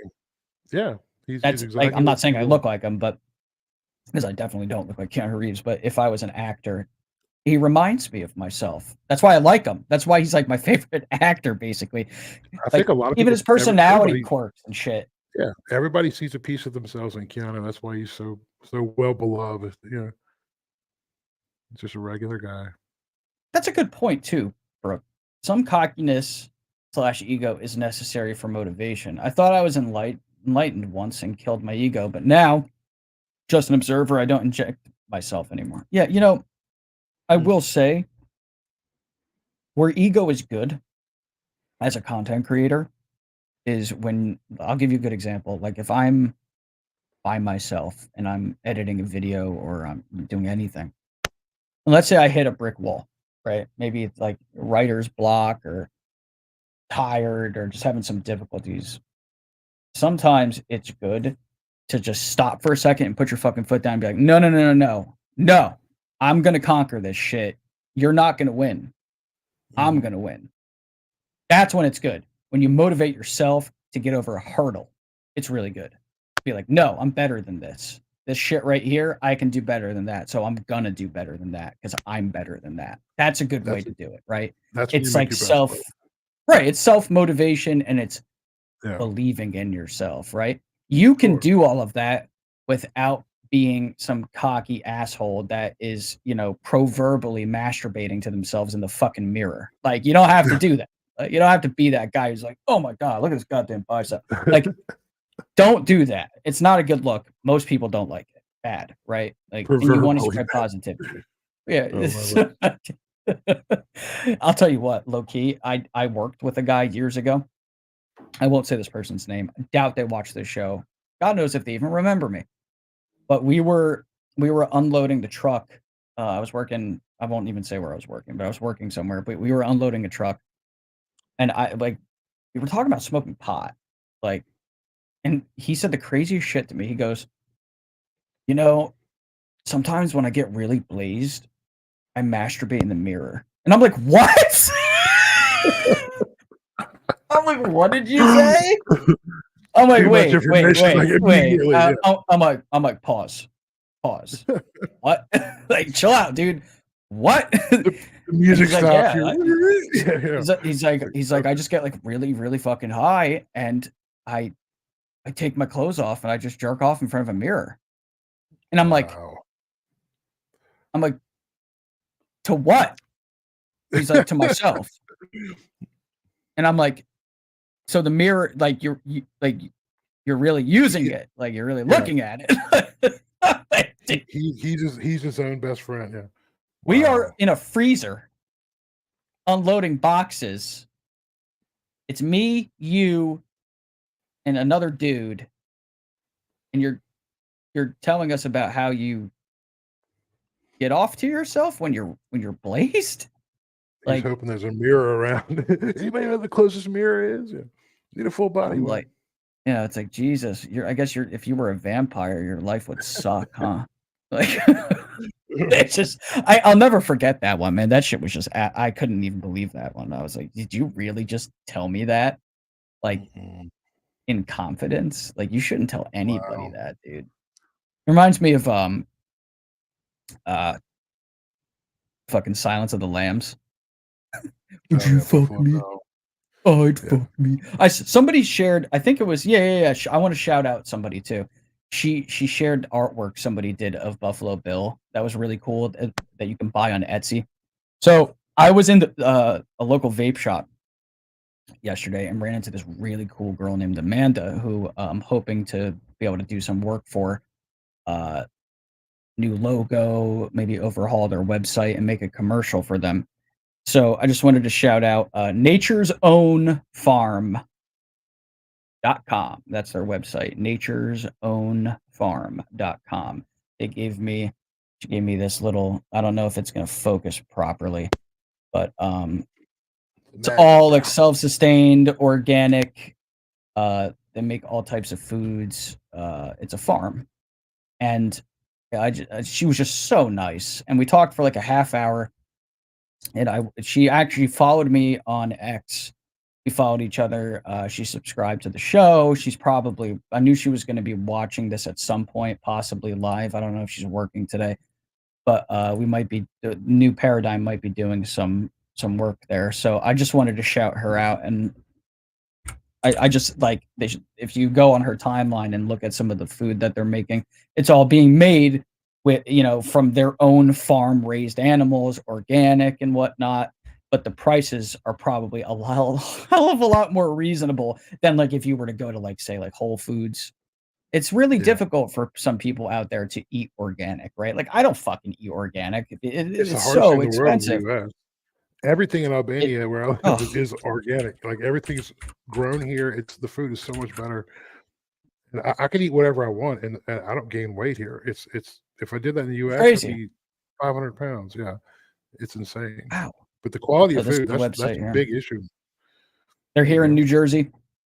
Just seemed she's one of those people you run into and immediately you like click with them. And she's free spirited, and she was very, very friendly, really easy to talk to. And they're looking to maybe do an overhaul on their website. And because I edit videos, I told them, I was like, hey, if you guys want me to come down, like I'll shoot you guys a commercial and I'll shout you out on my podcast. So that's what I'm doing. naturesownfarm.com. They don't even have to sponsor us. I just thought she was so damn nice. Like I felt like, hey, look, you know what? You're super fucking cool. I'm shouting you out. Not everybody lives in New Jersey. Not everybody cares. But I wanted to do that because she was so genuine, and also finds everything that we talk about here interesting. We had a very extended conversation about UFOs. She has some similar ideas to me. Definitely knows a thing or two. She goes into spaces, and she said she's going to be checking out the remote viewing spaces that I co-host for Astral on Thursdays. She's going to probably pop into that. She knows what remote viewing is, so really cool. Her name's Amanda, works at Nature's Own Farm. Hey, Amanda, hopefully she's watching now. The food looked absolutely amazing. Like they do like homemade. What she specifically mentioned was like the cheddar jalapeno sausage. I was like, oh, dude. Is it on the diet that I'm on right now? I can't eat any sausage. I'm a sausage I can't fan, have any buddy. processed meats. Oh, dude, Yeah. it's like the best pizza topping. Like, I can't have any of that shit right now. I can't have pepperoni. I can't. I have to stick with all white meat, like chicken. I can't eat fried food. I'm not even really supposed to have soda. I can't have chocolate. Like, dude, it's called the GERD diet, and it absolutely sucks beyond all reason. So I'm gonna grab GERD. GERD. I'm gonna grab an image from my my Twitter, my X. So there was this anomaly that popped up in the ocean. I'm sure a bunch of you probably saw this. I'm sure everybody saw that, yeah. Now, I took this particular screenshot right from the website. It's called Ventusky. It's VENTUSKY. And you're able to look at the entire planet and look at the ocean temperatures, the wave heights and everything, wind speed, clouds, precipitation, feels like temperature, air pressure, thunderstorms, humidity, snow cover, air quality, dude, like everything. It's fantastic. A lot of people that have YouTube channels and such that are based around weather, you have probably seen this website in action. So let me bring this up. God damn it! I wish this was so much faster. I want to figure out a way to make this faster. So let's see, because then I have to talk like while I'm bringing up the image. Yeah, it's like, oh geez. So let's see, share screen. So this now, some people have been trying to say that this was glitch. That's but I don't know. The reader's notes on X was saying that it was a software glitch, but yeah. What's up, Parsi? Good to see you, man. Happy to have you here, buddy. I watched this. So I made it. I put the date as Tuesday the 9th, because that's when it first starts to pop up. And what's wild is that when you watch it, like, you can see that it's like dispersing water around it, like the animation. So if this is a glitch, it's quite a detailed glitch that also happens to be doing things that make sense for an object. Like, it's a little odd, man. I'm not gonna lie. And it could be, right? It could very well be a glitch. But I just don't know. And we had talked about that earlier a little bit, like the probability, like it's not just one sensor, so there's a ton of sensors, so they'd all have to do the same thing. Maybe they're all feeding it into the same database and the database has the glitch, but it's really strange. It's just a weird anomaly. But like people like Ross Coulthart and people are like that are talking about it, so it's not like it's just nothing, you know. I don't know. So Newsweek actually put out an article about it, interestingly, and it said a wave anomaly captured by a weather mapping system sparked global mystery this week, with some internet sleuths even claiming it proves the existence of aliens. A giant cluster of waves over 80 feet high and spanning 2,000 miles, an area larger than Texas, appeared to move through the ocean off the coast of Africa on April 10th in a journey that lasted about 24 hours before it vanished. Some online commentators said the formation would only have been created by something moving under the surface of the sea, making it an unidentified submersible object, the ocean equivalent of a UFO. A graphic of the incident has been shared widely online and sparked numerous jokes and theories. Some suggest the anomaly shows the path of a giant underwater sea creature like the fictional Cthulhu or a submerged alien craft. But Newsweek has learned that, in fact, it proves nothing more than the fallibility of data after discovering that the anomaly was caused by a modal error. The wave anomaly was picked up by Ventusky. I guess that's how you actually say it. I don't know why I said Ventusky earlier, but whatever. A meteorological app, run by the Czech company Meteo, which allows users to observe weather patterns, winds, and waves using real-time data collected from respected international sources, including the National Oceanic and Atmospheric Administration, which is a U.S. government agency. Well, that's interesting, too, because if it's picking up data in real time being collected from those sources, maybe the data was legit. On its website, the company wrote, "We have created an entirely new system of displaying waves. Through the use of animated arcs, our visualization clearly differentiates the direction of movement and height of both wind waves and swells." Right. So then you see that. This was around the eclipse too, wasn't it? Was it the same day of the eclipse? It started the day after. After, okay. Yeah, it's really weird. It's funny. Could be nothing burger, but it's really strange. Guess who they mentioned in here, and you guys will know. There's an individual on X that shows you his main thing is sharing this type of thing or like UFO footage. A gentleman by the name of Think Tank. Newsweek actually shared Think Tank's post. And he put an anomaly moving under water the size of Texas. Maybe it's the mobile UFO construction unit mentioned by the 4chan leaker west of Africa. Because that is true. There has been that rumor going on for a while that there is some sort of mobile thing under the water that is essentially the home hub of like the Tic Tacs. That's kind of interesting. And they also mentioned Mr. MBB333, which some of you may be familiar with him. Great YouTube channel, always showing weird anomalies that he has sent in from viewers. Using Zoom Earth satellite maps, the presenter measured, they're talking about Mr. MBB333, measured the size of the anomaly and said the area of disturbance in the ocean was about 2,000 miles long. Wow. Look, of course, it could very well be some sort of anomaly in the data. But if there really was something under the ocean, right? And a lot of people believe that to be the case, and it really did come that close to the surface where it was being picked up, they're not gonna tell you about it at first. So of course they're gonna say it was an error, right? Like, oh yeah, that's crazy. So there's really no way to tell. I mean, unless you're friends with someone that works for this company and you were there to basically firsthand witness the error in action, and you knew it was there, and maybe you even helped troubleshoot the error, there's Something actually that no big, way like, to conclude. yeah, but even if you're flying over it, I don't think you'd have the perspective to see what it is if it was something that big. You know, it would Right? just look like You would have to be in space. like, yeah, it would. It's crazy. So that's a big thing. It's really cool though. It is cool. I'm glad they at least reported on it rather than just Well, ignore it. so if this is a data error, I guess my question, a genuine question, honestly, is that if it's a data error, why is it so precise? Like, why is the wave dispersion and such, like, why aren't we just getting a bunch of nonsense if this is an error, right? Like, what, like, so what you're seeing on the screen there, I'll point it out with my mouse here that you guys can see.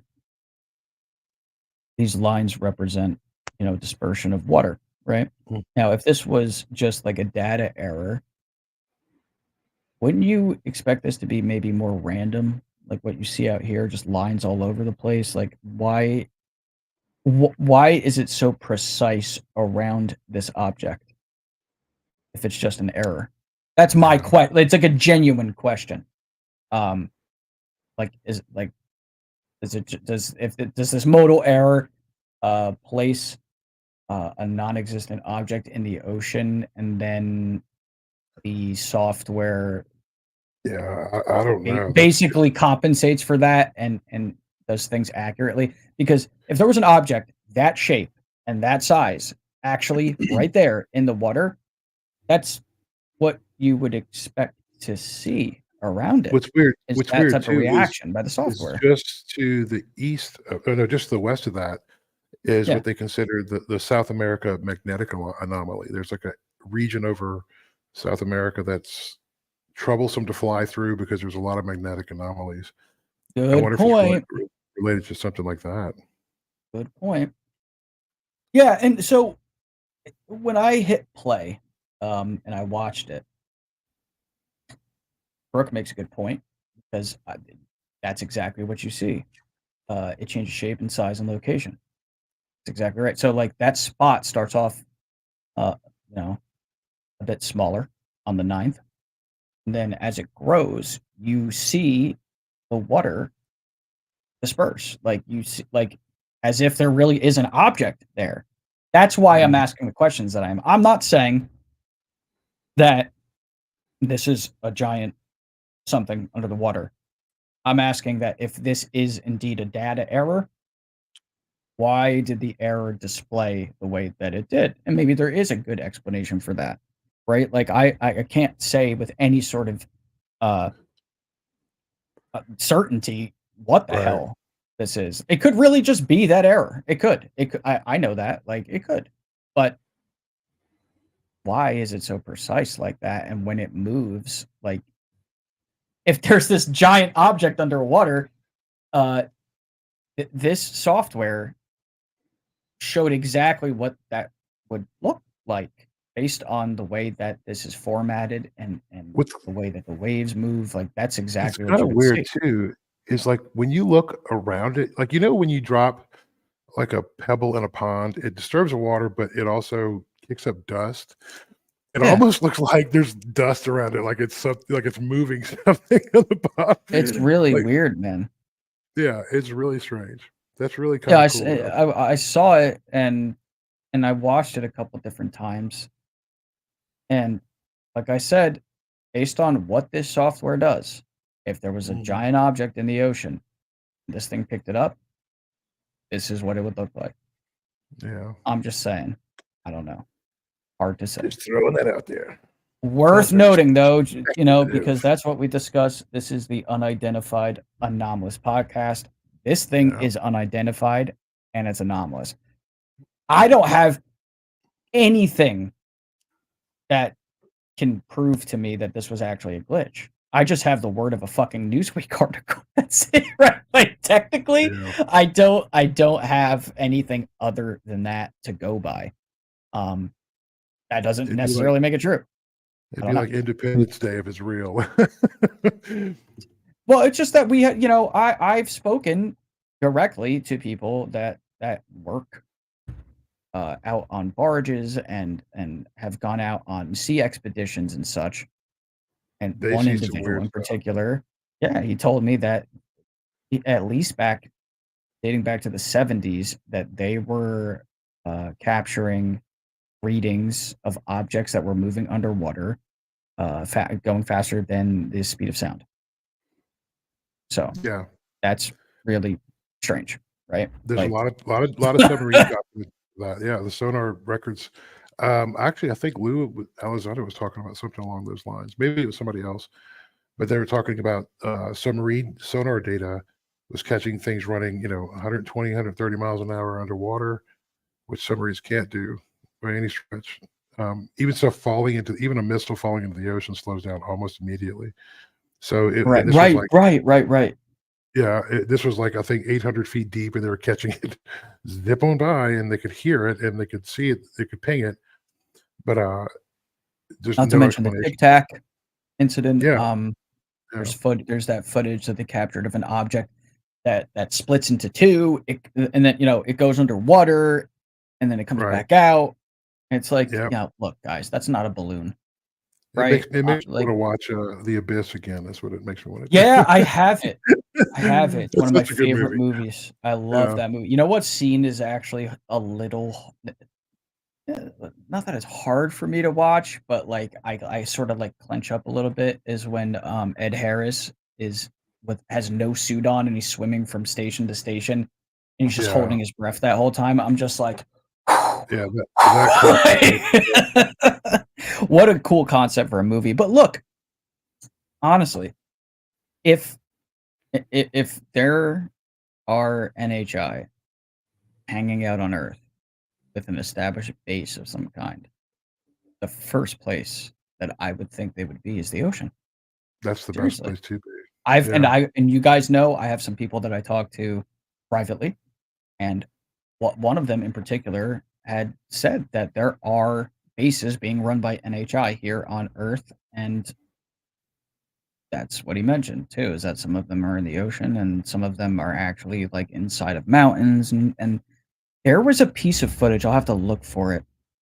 Don't know if it's real, but it looked pretty real, of this white tic-tac-ish sort of object flying into the side of a mountain and just going right into it. yep, I saw that one. Really strange. It was picked up by like a helicopter or something. I don't know. I'll have to find it. I know it's in my archive somewhere. Yeah, One of these days, I should like put my archive of everything that I have together and just like make it publicly accessible, because I have so much shit. Wouldn't even might as believe it. well.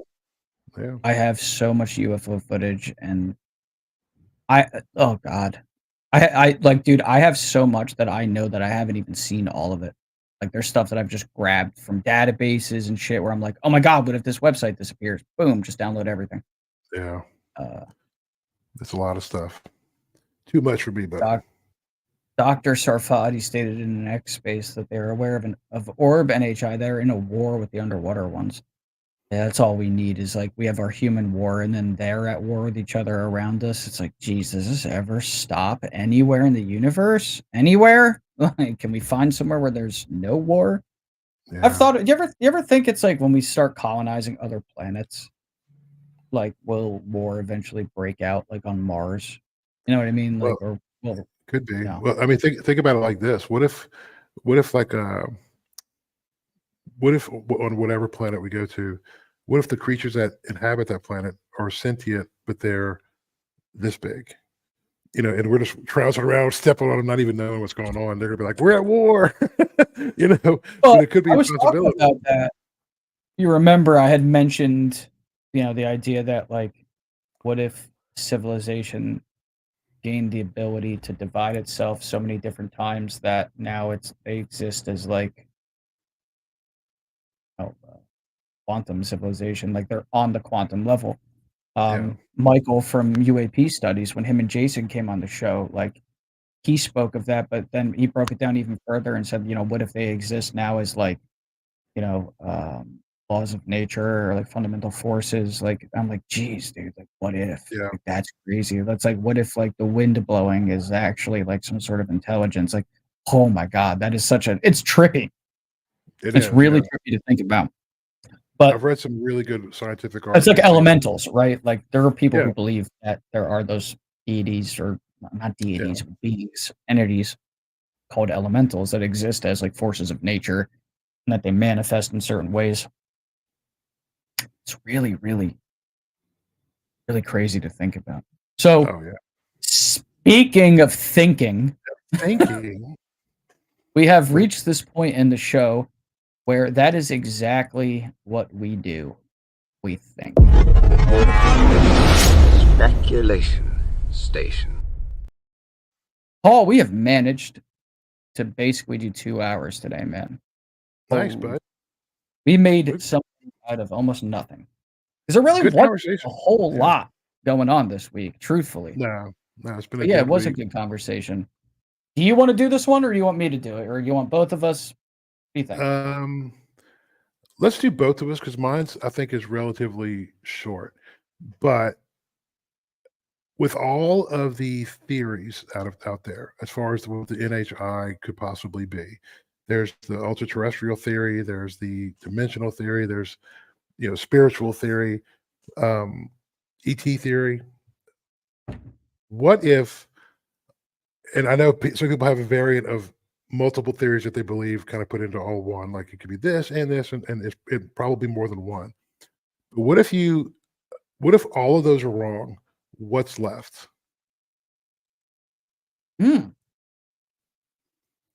That's a really interesting question, actually. I like that. That's my speculation today, buddy. That's really interesting. Could is there anything that we're missing that we just completely don't understand or something along those lines? You know what I mean? Like if you something we have to eliminate invent like a new concept for. Almost, yeah. But I'm kind of wondering, like, if it's possible, like, to be like we were just talking about with the small little beings on another planet. Could it be a size thing? Maybe they're massive and we're really tiny to them, or something. I don't know. It's just really strange. Like maybe we're seeing their flashlight with their giant coming through. Or, yeah, it's like when a nebula, like when you see a nebula, it's actually like art. Yeah, you know what I mean? Like that's along the, just to be humorous, but like along those lines, right? Like, yeah, absolutely. But you eliminate all of what we've thought of, and then what would possibly be left after that? If we can't anthropomorphize that like we do, we always make it something that we can understand. But outside of that, what is there? So, boy, that's a fun one to think about. Now, this is going to be interesting for mine, because it's technically part of the title. But this whole time, I was planning to do this, and I've never done this before. But my speculation station question involves a quote. And it has to do with the title of this episode. And it's a really simple question, but it's being brought on by someone we all know, Mr. Tim Gallaudet. Hopefully I'm saying his name right. Gallaudet. I'm sure there's 20 other ways of saying it, but that's how I say it. Nobody knows. He said, I quote, "I do know from the people I trust who have had access to some of these programs that there are different types of non-human intelligence visiting us whose intentions we do not know." So it's a really simple question, but I'm going to ask you guys, are we being visited by more than one intelligence, or are we dealing with one that pretends to be multiple? That's my question. It's a big one, but I think it's fascinating to think about. Yeah. Like, is because you have this idea of like the masquerade of angels, right? Are they easily construed as that? Yeah. Like, are they interactive? So, like, do we have multiple civilizations with differing agendas and motives? That are at least interacting with our species. Yeah. Or is it or is it one pretending to be a bunch of different ones to create some kind of confusion? What's up, Fringe? Fringe says, visited, doubtful. Living here, right under our noses, Yep. Hmm. Interesting take. Fringe has so many interesting takes, of course. Love Fringe. It's you know what I think, if I, actually sit here and speculate on that question, and maybe Fringe may disagree with me, but I feel like there's a lot of different things going on under the sun. I think we're being visited, but then I also think that some of them are taking up residency here in one form or another. And yeah, I do believe that there's a good chance the reason experiencers have reported interactions with varying morphologies is because it's just that, varying morphologies. However, I also recognize that there's a chance that I could absolutely be wrong, and that there could be a ton of different morphologies that are actually just a mask that's being worn by the same intelligence, right? Like, you see the cover of Jacques Vallée's book, the more recent updated cover of Passport to Magonia. Yeah. And when you see Passport, I mean, at this point that image is very, very popular. You have the stereotypical alien being, but it's holding up these various masks, and that could be it, right? It could just be one singular civilization or intelligence, or it might not be. It could be multiple. You got, he's holding up the alien. He's holding up the I guess, the human fairy, blonde hair, and then the devil. And Passport to Magonia is a really good read. Really good. It is. I recommend that to everybody. Yeah, Jacques really good. I like the way he thinks. That's actually one of the things that we brought up earlier with the report, Chris Mellon's report. You never bring in Jacques Vallée. You guys been studying this for 50 years or whatever, and you never talk to this guy. So I don't know, but it's a tough question. And Sandy's asking in the chat, who are the aliens though? That's a great question, huh? It's a great question. Maybe we are. Maybe we live here, and it's really tough. It's really tough as a researcher to draw any sort of conclusions. Like I said, the one conclusion that I do draw is that something is going on. That is not normal. That isn't human. That's my genuine opinion. And that's why we're here right now talking. That's why we're here exploring it. That's exactly right. So for Paul, for Digby, who's not here but was in the chat and is here in spirit, and for myself, Tom Thompson, this has been Season 2, Episode 5 of the Unidentified Anomalous Podcast. Make sure you guys leave a like, subscribe on YouTube, especially if you haven't done so already, to support the show. Leave some feedback. My DMs are open on X. It's really easy to get in touch with us. We love you guys, and we hope you have a great rest of your day or night wherever you are, and we will see you again Good night. next week. Take care.